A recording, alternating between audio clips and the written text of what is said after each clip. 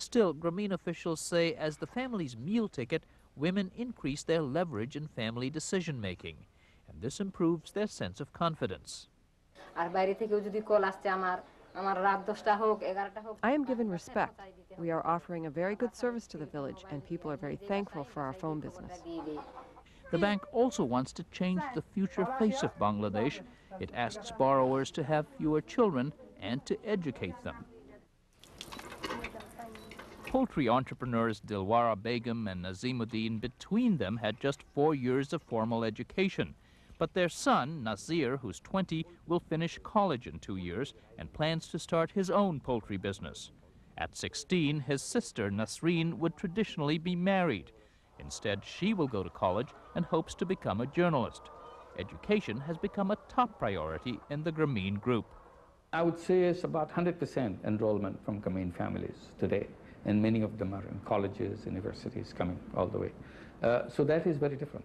So having those children going to school, the second generation that is coming from out of these 2.4 million families of Grameen, at least they are not becoming the kind that you would expect to grow up in an illiterate family where illiteracy ran for generations. Impressive as the successes are, illiteracy and poverty remain in daunting proportion in this nation, where per capita income is about $300 a year. Yunus blames the slow progress on the sluggish Bangladesh economy, whose major financial institutions, ironically, hold billions of dollars in bad debts to large businesses. Jeffrey Brown has more on this story. And for some thoughts on Muhammad Yunus and his work in Bangladesh and beyond, I'm joined by Maria Otero, the president and CEO of Accion International, a leading global microfinance institution. Welcome to you. Thank you. You know Muhammad Yunus, you know this movement. What is it about him that he was able to take this simple idea and make it so big and important? Well, it's a fantastic moment for everybody that works in microfinance, and it isn't surprising to us that Muhammad Yunus is the one that won this award, because he had the ability to really take a very small thing, which was the $27 that he made available himself to very poor people in his own country, and really put a vision behind that and see that it could really change the lives of poor people in Bangladesh, as we at Accion and at other organizations see the same thing around the world.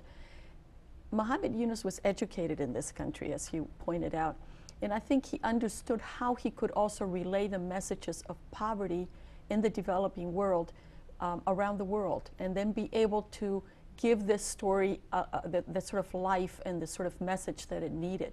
Now, when Fred de Sam Lazaro did that piece that we just saw in 2001, the number of borrowers in Bangladesh was about 2.4 million. Today I was reading it is over 6 million. So the number of people has expanded. What about the number of institutions involved in this kind of work? Well, there's no question that around the world, microfinance has grown really in almost every country. Accion International works in 23 countries around the world with 30 partners.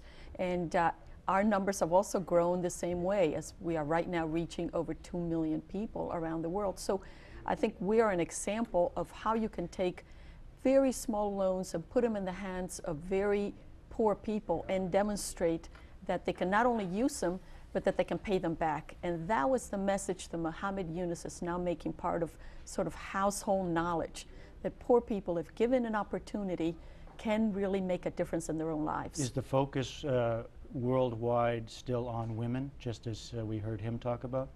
It is very much on women, but it isn't exclusively on women, and it depends a lot in the country that you're working in. I think certainly in Bangladesh, being able to lift up women who are really at the bottom of the ladder and who have given such low status is enormously important. We see this around the world. Accion reaches about 70% women, but we also reach men, and you know, the men pay back too. What about the next generation? We heard Muhammad Yunus talk about the sons and daughters of the people who are borrowing, going on to education now. Is there any way of quantifying that? Well, it's the same experience I have had in working with Accion as I go country to country in Latin America and in Africa. Every time you talk to a micro-entrepreneur, you know that when they make income from their enterprise, the first thing they do is educate their children. So we are seeing, and it's still somewhat, you could say anecdotal, but I have never visited a micro enterprise, and I've visited hundreds and hundreds where the children are not studying, and where women who have had first grade or second grade education are not dreaming that what they will do is send their children so they can finish high school and finish college, which is really all of our dreams. It's, you know, to be able to make the world a better place for our children and to enable them to have a good life. Some people have wondered about the Peace Prize going for this kind of work, an economist starting a bank and lending to people. Now, what is the link between peace and poverty work? You know, I understand, Yunus, I myself am from Bolivia, and I understand that poverty is about well-being. It's about enabling people to leave the despair of poverty that can be so, can grab people.